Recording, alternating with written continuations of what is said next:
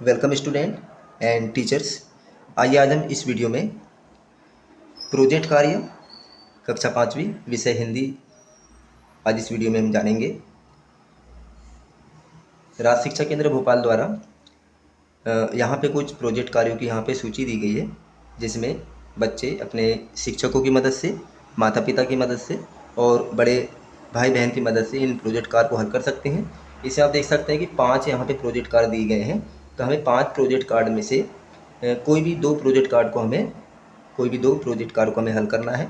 तो इसमें से 5 प्रोजेक्ट में से कोई भी 2 प्रोजेक्ट कार्य को अपने कॉपी में बच्चे हल करेंगे। चलिए आगे हम इस वीडियो के माध्यम से जानेंगे कि किस तरह से हमें प्रोजेक्ट कार्य को हल करना है। चलिए आगे बढ़ते हैं। प्रोजेक्ट कार्य कक्षा 5 विषय हिंदी, प्रयोजना कार्य 1 अर्थात प्रोजेक्ट कार्य पहला। तो यहाँ पे देख सकते हैं कि यहाँ पे इसमें जो उद्देश्य जो दिया है, यहाँ पे जो प्रश्न है, खेती में कौन कौन से औजारों का उपयोग किया जाता है, पता कीजिए और उनका उपयोग कैसे करते हैं लिखिए। तो यहाँ पे जो बच्चा है अपने माता पिता, अपने शिक्षक और बड़े भाई की मदद से इन प्रश्नों को हल करने का प्रयास करेगा। और इसमें जो कुछ पिक्चर दिए गए हैं उस पिक्चर को यहाँ पे वो अपने प्रोजेक्ट कार्य में चस्पा करेगा। खेती में उपयुक्त होने वाले औजार एवं उनके उपयोग। तो यहाँ पे औजार यहाँ पे दिए गए हैं, जिसमें पहला औजार है खुरपी। इसका उपयोग क्या है? फसलों की निराई गुड़ाई करने में, खरपतवार निकालने में, छोटी भूमि या क्यारी को समतल करने में, मिट्टी में खाद मिलाने में। और दूसरा हमारा जो औजार है फावड़ा, खेती की गुड़ाई, खरपतवार हटाने में, भूमि या खेत को समतल करने में। तो यहाँ पे औजार का नाम और उसका उपयोग लिखना है। उसके बाद तीसरा औजार है हसिया। इसका उपयोग फसल एवं घास काटने में किया जाता है। उसके बाद चौथा औजार है डिस्क एरो। इसका उपयोग मिट्टी को तोड़ने एवं समतल करने में, खेत को अधिक गहराई तक जोतने में, मिट्टी की सतह को चिकना करने में। उसके बाद पांचवा औजार है कल्टीवेटर। खेत को तैयार करने में, मिट्टी को भुरभुरी करने में और खरपतवार के नियंत्रण में। तो इस तरह से बच्चा इस प्रोजेक्ट कार्य को हल करेगा। उसके बाद छठवां औजार है सीड ड्रिल। इसका उपयोग खेत में बीज डालने में और एक समान दूरी पर बीज बोने में। उसके बाद सातवां औजार है ट्रैक्टर, जिसमें खेत की जुताई करने में इसका उपयोग किया जाता है, बुआई करने में और मशीनरी को खींचने एवं धकेलने में इसका उपयोग किया जाता है। तो इस तरह से खेती में उपयोग होने वाले औजारों के यहाँ हमने नाम लिख के उनका उपयोग यहाँ पे लिखा है। उसके बाद दूसरा आप देखिए, दूसरा प्रोजेक्ट कार्य है आपके गांव में दशहरा कैसे मनाया जाता है, उसके बारे में लिखिए। आप अन्य कौन कौन से त्यौहार मनाते हैं उसकी सूची बनाइए।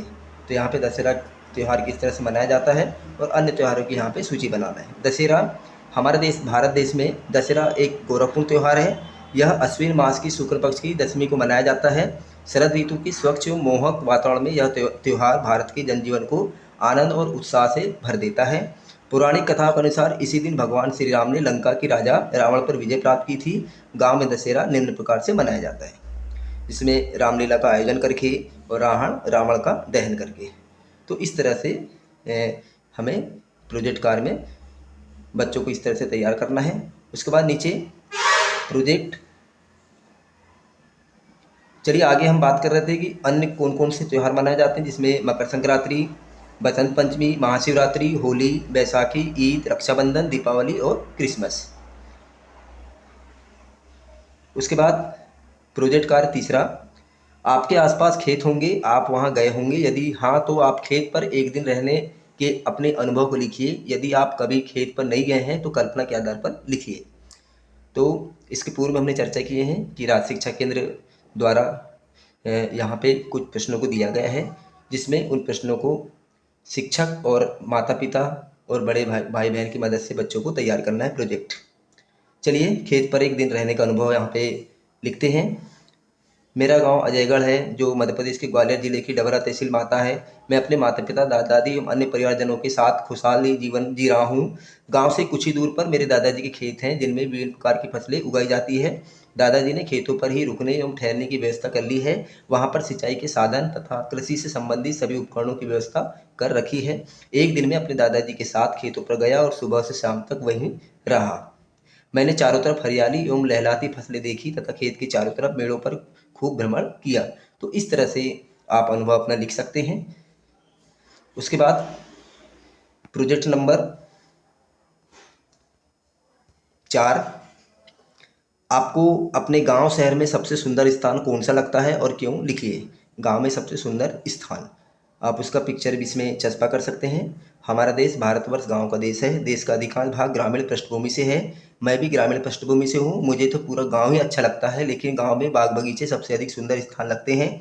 शहर में मुझे ऐतिहासिक स्थल जिनके चारों ओर हरियाली हो वह स्थान सबसे सुंदर लगते हैं। यहाँ पर मैं केवल गांव के सबसे सुंदर स्थान बाग बगीचे के बारे में बताऊंगा। मेरे गांव में एक बहुत बड़ा बाग है जिसमें कई तरह के पेड़ लगे हुए हैं।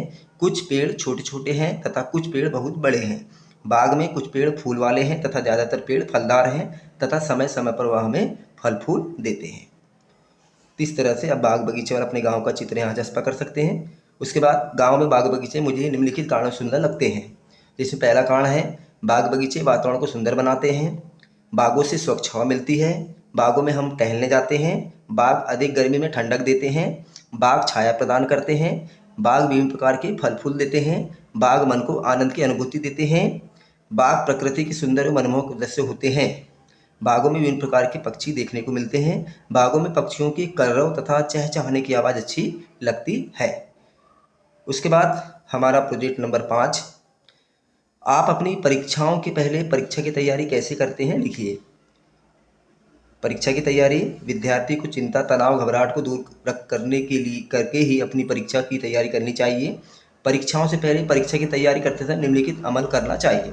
इसमें पहला अमल है, परीक्षा की तैयारी समय से पहले शुरू कर देना चाहिए। उसके बाद अपने अध्यापक के बताए गए पाठ्यक्रम के अनुसार ही सभी विषय की तैयारी करनी चाहिए। टाइम टेबल समय सारणी बनाकर उस पर अमल करके परीक्षा की तैयारी करनी चाहिए। परीक्षा की तैयारी की योजना के अनुसार करनी चाहिए। परीक्षा की तैयारी अनुशासन में रहकर करनी चाहिए। परीक्षा की तैयारी बिना भय की करनी चाहिए। तो इस तरह से हम जो परीक्षा की तैयारी के लिए क्या क्या करना चाहिए हम अपने प्रोजेक्ट में लिख सकते हैं। तो इस तरह से हमें 5 प्रोजेक्ट में से कोई भी 2 प्रोजेक्ट को हमें हल करना है, जिसमें यह जो प्रोजेक्ट है 20 नंबर का होगा। वार्षिक परीक्षा से संबंधित 20 नंबर का ये प्रोजेक्ट है और हमें 5 प्रोजेक्ट में से कोई भी 2 प्रोजेक्ट को हल करना है। इसी तरह से अन्य विषयों के प्रोजेक्ट के प्रश्नों को आपको आपके मोबाइल तक नोटिफिकेशन के माध्यम से पहुंचते रहे तो आप इस वीडियो को लाइक करिए, चैनल को सब्सक्राइब करिए और वीडियो को अधिक से अधिक शेयर कीजिए। चलिए मिलते हैं इसी तरह एक नए वीडियो के साथ।